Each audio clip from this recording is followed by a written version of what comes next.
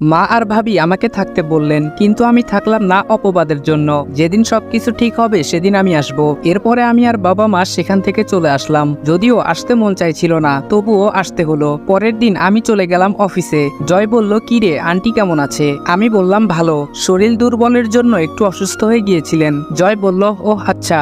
সেদিনের মতো কাজ করে এসে পড়লাম বাসায়। রাত্রে খাবার খেতে বসে বাবা আমাকে বললেন, কালকে আমাদের অফিসে কিছু নতুন লোক নেওয়া হবে। আমি চাচ্ছি তুমি চাকরির পরীক্ষা নাও, আর তোমাকে কালকেই সবার সাথে পরিচয় করিয়ে দিব। আমি বললাম, না বাবা, আমি নিব না। তুমি আমার জন্য ইন্টারভিউ এর ব্যবস্থা করে দাও, বাকিটুকু আমি দেখে নিব। বাবা বলল, তুমি যা বলবে তাই। আমি বললাম, তবে হ্যাঁ, আমাকে কালকে তুমি পরিচয় করিয়ে দিবে না, যা কিছু করার আমি করে নিব। বাবা বলল, ঠিক আছে। তারপর বাবা অফিসের কেরানিকে বলল একটা ফাইল তৈরি করতে। তিনি পরিচয় দেননি। পরের দিন বাবা তার গাড়িতে করে চলে গেলেন। এদিকে আমি একটা রিক্সা করে রওনা দিলাম আমাদের কোম্পানির উদ্দেশ্যে।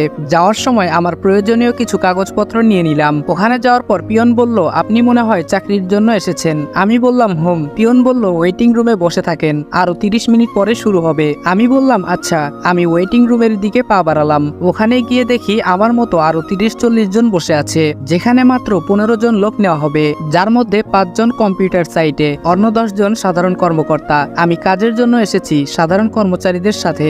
একত্রে কথা বলছে একে অপরের সাথে, কেউ বা ভালো দিক, আবার কেউ বা মন্দ দিক। আমি আমার মতো করে মোট 15 জনকে সিলেক্ট করলাম, যা আপনাদের না জানলেও চলবে। 30 মিনিট পরে পিয়ন এসে বলল, আপনারা 3 জন করে ভেতরে যান। এরপরে যেতে থাকলো, আর বেরোনোর সময় পিয়ন বললেন বাহিরে অপেক্ষা করতে, যারটা ভালো হবে তাদের রাখবে। সবাই যাওয়ার পরে শেষে আমি সহ মোট 3 জন প্রবেশ করলাম। ভেতরে গিয়ে দেখি তারা 2 জন ইন্টারভিউ নিতেছে। আমাদের সিটে বসতে বললে আমি গিয়ে সিটে বসে পড়ি। তারা 2 জন আমাদের অনেক প্রশ্ন ধরলো। আমি আর আরেকজন পারলাম, কিন্তু তৃতীয় জন ঠিকমতো উত্তর দিতে পারলো না। আপনারা এখানে চাকরি করতে চান, যে কারণে ইন্টারভিউ দিয়েছেন এবং উত্তর ভালো মতো দিয়েছেন, কিন্তু আপনারা এদেশের সবচেয়ে ভালো বা প্রথম স্থানে থাকা কোম্পানিতে চাকরি করতে এসেছেন, এজন্য কিছু তো দিতে হবে। আমি বললাম, কত দিতে হবে? প্রশ্নকর্তা বলল, এই ধরেন 10 লাখ। তৃতীয় জন বলল, আমি দিতে পারবো। তাহলে কি আমার চাকরি হবে? প্রশ্নকর্তা বলল, হুম, হয়ে যাবে। দ্বিতীয় জন বলল, আমি কিভাবে দিব? বাবা মা গরিব, দিন এনে দিন খায়, এত টাকা কিভাবে মিল করে দিব?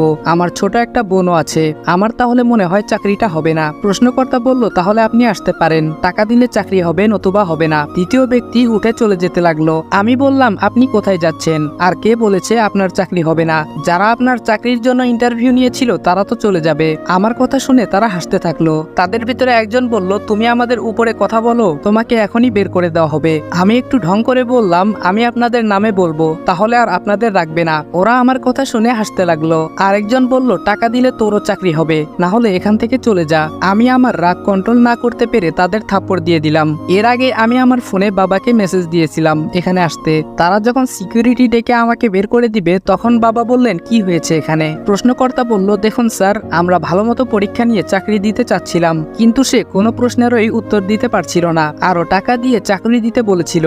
আমরা না করায় আমাদের দুজনকেই থাপ্পড় মারে। ওদের দুজনের কথা শুনে বাবা হেসে দিলেন আর ঘটে যাওয়া ভিডিওটা দেখালেন। আমি আসার আগেই একটা ক্যামেরা আমার শার্টে লাগিয়ে রেখেছিলাম, যা সরাসরি বাবার ফোনে কানেক্টেড করা ছিল। বাবা বললেন, যার কোম্পানি তাকেই চাকরি থেকে বের করে দিবে। বাবার কথা শুনে ওরা দুজন ঘাবড়ে গেল। এরপরে দুজনকে চাকরি থেকে বের করে দেওয়া হয়, আর আমি যে 15 জনকে সিলেক্ট করেছিলাম তাদের চাকরি দিয়ে দেয়। তাদের মধ্যে যারা ছিল তাদের প্রত্যেকেই গরিব। সেদিনের মতো কেটে যায় দিনটা। পরের দিন যখন অফিসে গেলাম তখন সবাই আমাকে রেসপেক্ট করছে, কেননা এখন আমি তাদের নতুন বস।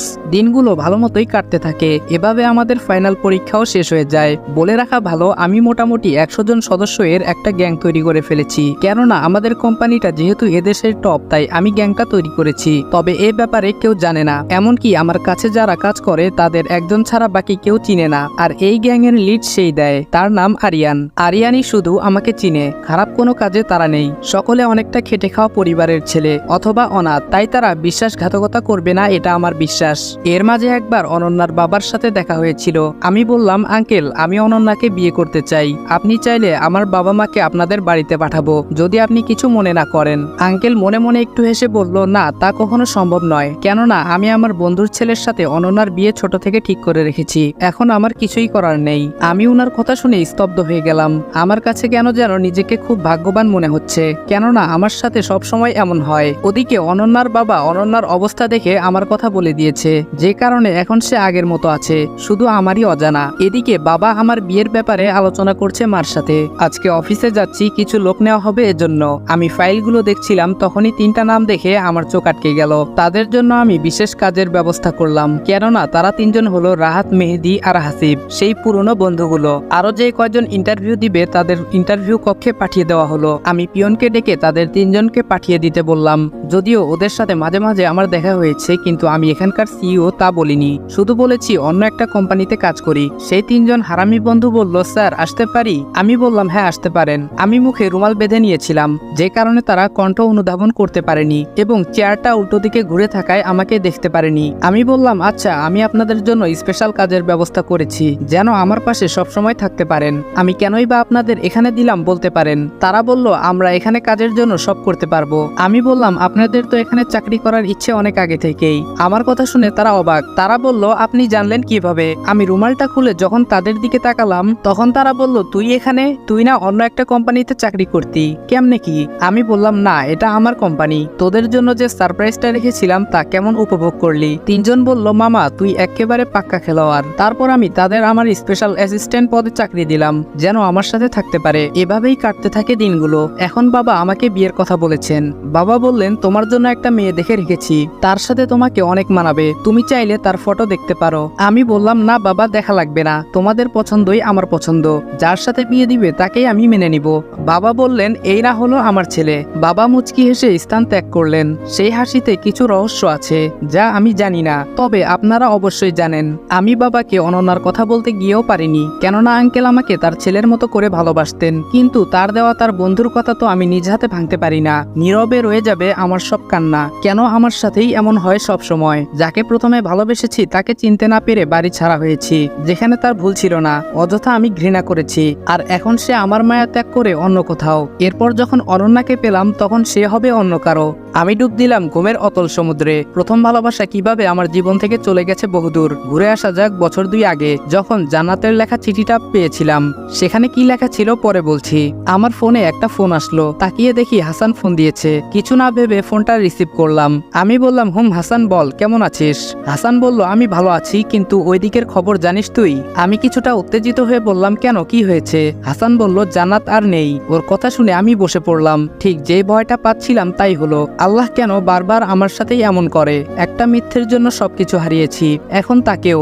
আমার চোখ দিয়ে কয়েক ফোঁটা অশ্রু গড়িয়ে পড়ল। না, আমাকে শেষ বিদায়টা দিতে হবে। তাই দেরি না করে আমি জয় এবং মারিয়া বেরিয়ে পড়লাম চিরচেনা গন্তব্যের উদ্দেশ্যে। সাথে আমার বিশ্বস্ত লোক যে আমার গ্যাং লিড দেয়, সে আর 3জন। অপরদিকে আমার দিকে নজরে থাকা আরো কেউ পিছু নিয়েছে, তা আমার অজানা। চিঠিতে কি ছিল এখন বলি। সুপ্রিয় আবির, আমি জানি তুই আমাকে অনেক ভালোবাসিস, আর আমিও তোকে অনেক ভালোবাসতাম, কিন্তু দেখ একটা ঝড়ে সবকিছু শেষ। এখন তোকে বলি সেদিন আমার সাথে কি হয়েছিল। সেদিন তুই যখন বাসায় ছিলি না, তোর ভাই আমাকে জোর করে শারীরিক সম্পর্ক করতে বলে, কিন্তু আমি রাজি হইনি প্রথমে। তখন তোর ভাই বলে, তুমি যদি আমার সাথে শারীরিক সম্পর্ক না করো তাহলে তোমার ভালোবাসাকে চিরদিনের জন্য হারাতে হবে, যার কারণে তুমি দায়ী থাকবে। তখন আমি শুধু তোর কথা ভেবে রাজি হয়ে যাই। আমার জীবনের থেকে আমি তোকে বেশি মূল্য দিয়েছি, কিন্তু আমি তোকে বলতে পারিনি, শুধু তোকে বাঁচানোর জন্য, কেননা তোকে আমি ভালোবাসি। এরপর দেখ, তোর সাথে আরো কয়েকবার দেখা হলো, কিন্তু আমি কিছু বলতে পারিনি, কেননা তখন আমার প্রতি তোর শুধু ঘৃণা ছিল, আর তুই শুনতেও চাসনি। এবার কাজের কথায় আসি। জানি না যখন তুই এটা পড়বি তখন আমি পৃথিবীতে থাকবো কিনা। আমার ক্যান্সার ধরা পড়েছে অনেক আগে, কিছুদিন আগে ডক্টরের দেওয়ার সময়টাও শেষ হয়েছে। এখন যতটুকু আছে তা শুধু বোনাস। আগে কত স্বপ্ন দেখতাম তোকে নিয়ে ঘর বাঁধবো, আমার সেই স্বপ্নগুলো অপূর্ণই থেকে গেল। তোর কথা ছাড়া কাউকে ভাবতে পারিনি, পারলে আমাকে ক্ষমা করে দিবি। ইতি, তোর ঘৃণায় থাকা আমি। এটা পরে আমি তার কাছে যেতে চেয়েছিলাম, কিন্তু তা পারিনি। অফিসের খুব গুরুত্বপূর্ণ কাজে আটকে গিয়েছিলাম। ভেবেছিলাম 3 দিন পরে গিয়ে তাকে একটা সারপ্রাইজ দিব, কিন্তু তা অপূর্ণ থেকে গেল। এজন্যই যে ভয়টা পাচ্ছিলাম তাই হলো। এদিকে আমাদের গাড়িটা এসে থামলো জান্নাতদের বাড়ির পিছনে। আমরা গাড়ি থেকে নেমে গেলাম। মা, ভাই, ভাবি এসেছে। আমাকে দেখে কেউ কিছু বলল না, তবে মামা বা জান্নাতের আব্বু আমাকে একান্তে ডাকলেন। মামা বললেন, শুনো, জান্নাত আমাকে সবকিছু বলেছে, যা অন্য আর কেউ জানে না। তুমি তাকে ক্ষমা করে দিও। মা আমার অনেক কষ্ট করেছে। আমি কিছু না বলে মামাকে ধরে কেঁদে দিলাম। যদিও ছেলেদের কাঁদতে নেই, তবুও নিজেকে কন্ট্রোলে রাখা সত্যি খুব কষ্টকর। এরপর আমি জয় ছাড়া আর কারোর সাথে কথা বলিনি। শুধু মনে মনে ভাবছিলাম যা হবে মাটি দেওয়ার পর, এখন কিছু করব না। জান্নাতের জানাজা শেষে মাটি দেওয়ার কাজ সম্পূর্ণ হলো। বাড়িতে এখনো মানুষ আছে। আমি মামার ঘরে আসলাম। সেখানে গিয়ে দেখি কয়েকজন আছে। কিছুক্ষণ পরে ওনারা চলে গেল। আমি ভাবলাম যা কিছু করার এখানেই সমাধানটা করার উপযুক্ত সময়। আমি হাসানকে দিয়ে সবাইকে ডেকে পাঠালাম।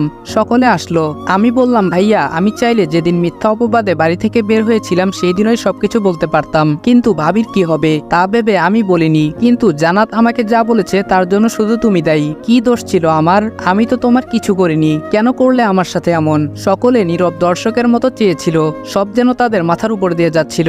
ভাইয়া বলল, আমি সম্পত্তির নেশায় অন্ধ ছিলাম, কিন্তু দেখ পরে তোকে অনেক খুঁজেছি, কিন্তু ফলাফল স্বরূপ শূন্য। আজকে যেহেতু তোকে পেয়েছি তাই ভেবেছিলাম সবকিছু মিটিয়ে তোকে বলবো, তারপর তুই যা শাস্তি দিবি তাই আমি মেনে নিব। তবে শুন, আমার মাথায় কি বোধ চেপেছিল সেই দিন। তোরা কেউ বাসায় ছিলি না, যার কারণে আমার মাথায় শয়তানি বুদ্ধি খেলে। তুই আমার আপন ভাই না। আমি তখন চাইনি আমাদের এই সম্পত্তি অন্য কেউ ভোগ করুক। এই জন্য জান্নাতকে আমি অস্ত্র হিসেবে ব্যবহার করি। এরপর তুই সব জানিস। পরে আমি বুঝতে পারি টাকা জীবনের সবকিছু না। একজনকে হারালে সমস্ত টাকা পয়সা তার কাছে কিছুই না। যদিও বাসায় বলিনি, কিন্তু আমি তোকে অনেক খুঁজেছি। এখন তুই আমাকে যে শাস্তি দিবি তাই আমি মেনে নিব। এমন সময় গুলির শব্দ হলো। কিছু বুঝে ওঠার আগেই আরিয়ান এবং তার সাথে থাকা তিনজন শব্দের দিকে 5-6টা বুলেট ছুড়ল। এবার বুঝিয়ে বলি, যখন ভাইয়া কথা বলা শেষ করলো তখন দেখলো অচেনা তিনজন লোকের মধ্যে একজন আমার দিকে গুলি ছুড়েছে। তাই আমাকে বাঁচাতে গিয়ে ভাইয়ের ডান হাতের বাহুতে গুলি লাগে। ভাইয়া কিছুটা শব্দ করে উঠল। ঠিক তখনই গুলির শব্দের উদ্দেশ্য স্থলে আরিয়ান এবং তার সাথে থাকা তিনজন ওদিকে গুলি ছুড়ছে। ওই দুইজনের নিথর দেহটা মাটিতে লুটিয়ে পড়ল। আরেকজন মারা যায়নি, তাকে কিছু জিজ্ঞাসা করার পূর্বে জ্ঞান হারিয়ে ফেলে। দেরি না করে ভাইয়া এবং তৃতীয় ব্যক্তিকে নিয়ে চললাম হাসপাতালের উদ্দেশ্যে। কিন্তু দুঃখের বিষয় হলো যাত্রাপথে সেও মারা গেল। আমি অনেকটা চিন্তায় পড়ে গেলাম, কেননা কে আমাকে মারতে চায়? এদের তিনজনের সবাই আমার অচেনা, নাকি আমার জন্য এর থেকেও ভয়ঙ্কর কিছু অপেক্ষা করছে? আমি পড়ে গেলাম ভাবনার জগতে। অপরদিকে যারা আমাকে মারতে পাঠিয়েছিল তারা ভাবছে ওর সাথে থাকা সিকিউরিটি মেরেছে ওদের, নাকি অন্য কেউ। আমাদের তাকে শেষ করাটা আরো কঠিন হয়ে গেল। সব চিন্তা রেখে আমি ভাইয়াকে নিয়ে ভাবলাম, ভাইয়া যেহেতু আমাকে বাঁচানোর জন্য নিজেকে বিলিয়ে দিয়েছে, তাই ভাইয়া এখন কিছু করতেই পারে না। ভাইয়া তো তার ভুল বুঝতে পেরেছে, তাকে আমি ক্ষমা করে দিব। এটাই ভালো হবে। ভুল মানুষেরই হয়, আর ভাইয়া তো নিজের ভুলটাও বুঝতে পেরেছেন। ডক্টর এসে বললেন রোগীর জ্ঞান ফিরেছে, তাকে দেখে আসেন। একে একে সবাই গেল, সবার শেষে আমি।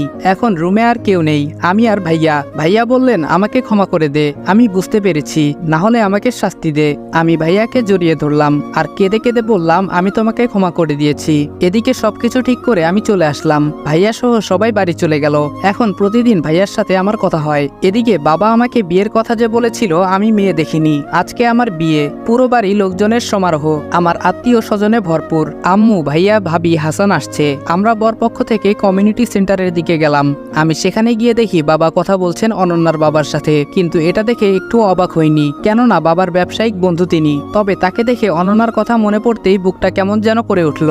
আমি সহ আমার বন্ধুরা নির্দিষ্ট জায়গায় গিয়ে বসে পড়লাম। কিছুক্ষণ পরে বিয়ের কাজ শুরু হলো। এর মাঝে তিনজন সহ আরো কয়েকজনের হাতে গান নিয়ে ভেতরে প্রবেশ করলো। আমার মুখে ভয়ের ছাপ দেখিয়ে মনে মনে কিছুটা হাসতে লাগলাম। ওরা প্রবেশ করার পর যখন আমার লোকেরা গুলি ছুড়বে তখন আরিয়ান না করে। তিনজনের একজন বলে, যাদের কাছে গান আছে তারা ফেলে দাও, না হলে একজনও বাঁচতে পারবে না। আমার লোকজন সব গান ফেলে দিল। এই তিনজন আর কেউ না, যাদের আমি বের করে দিয়েছিলাম। আমাদের অফিস থেকে দুইজন আর অনন্যার বাবার ম্যানেজার। তাদের একজন বলল, এই দিনটার জন্য অনেক অপেক্ষা করেছি, আজকে তোকে শেষ করব। আমাদের অনেক বড় ক্ষতি করেছিস। এদিকে আমি হেডফোনে আস্তে আস্তে বললাম, শুট। সাথে সাথে যে কয়জন ছিল তিনজনের আশেপাশে তাদের দেহটা মাটিতে লুটিয়ে পড়লো। তারা অবাক হয়ে আমার দিকে তাকালো। আমি বললাম, আমি আগেই জানতাম আমার সাথে এমন কিছু হবে, তাই আগে থেকে সবকিছু রেডি করে রেখেছিলাম। সাথে সাথেই তাদের দেহটাও মাটিতে লুটিয়ে পড়লো। আমি যে একটা গ্যাং চালাই এটা এখনো কেউ জানে না। তারা যখন জিজ্ঞাসা করেছিল তখন আমি তাদের সিকিউরিটি বলে চালিয়ে দিয়েছিলাম। এদিকে বিয়ের কাজ শুরু হলো। কাজী বিয়ে পড়ালেন, কিন্তু এখনো আমি আমার জীবন সঙ্গীকে দেখতে পেলাম না। গাড়িতে দেখার কোনো ইচ্ছে ছিল না, তাছাড়া ভেতরে লাইট অফ ছিল। গাড়িটা এসে থামলো আমাদের বাড়িতে। বউকে নিয়ে গেল আমার রুমে। আমি ছাদে আছি বন্ধুদের সাথে। রাহাত বলল, আর কতক্ষণ থাকবি? তোর জন্য তো একজন অপেক্ষা করছে। জয় বলল, ভিতরে গিয়ে আবার চমকে যাস না, বেঁচে থাকলে কালকে দেখা হবে। ছাদে থেকে নিচে নামিয়ে আমাকে রুমে দিয়ে গেল তারা। লাইটটা অন ছিল, আমি গিয়ে খাটের পাশে বসে পড়লাম। খাটে গিয়ে যখনই তার দিকে তাকালাম তখন আমি 2 হাত দূরে ছিটকে পড়লাম। আমি বললাম, অনন্যা তুমি? অনন্যা বলল, কেন, অন্যজনকে আশা করেছিলে নাকি? আমি বললাম, না মানে অন্য কারোর সাথে না তোমার বিয়ে হওয়ার কথা ছিল? অনন্যা বলল, কিন্তু ওটা তুমি, আর আমার বাবার বন্ধু তোমার বাবা। কেমন যেন সব গুলিয়ে যাচ্ছে। আমি অঙ্ক মিলাতে লাগলাম, সবার অঙ্ক মিলে আমারটা মিলে না কেন? অনন্যা বলল, অঙ্ক পরে মিলিয়ে নিও, এখন নামাজটা পড়ে নাও। আমি আর অনন্যা নামাজ পড়ে বিছানায় শুয়ে পড়লাম। বাকিটা ইতিহাস। পরের দিন সকালে অনন্যা গোসলের পর একটা কামিজ পরে আয়নার সামনে বসে আছে। আমাকে গোসল করতে বলল। আমি ফ্রেশ হয়ে নিচে এসে দেখি সবাই বসে আছে। বাবা বলল, সারপ্রাইজটা কেমন হলো? আমি বললাম, খুব ভালো, তবে আরেকটু হলে আমি গেছিলাম। আমার কথা শুনে উচ্চস্বরে হেসে দিল সবাই। শুরু হলো আমাদের দুষ্টু মিষ্টি সুখের সংসার।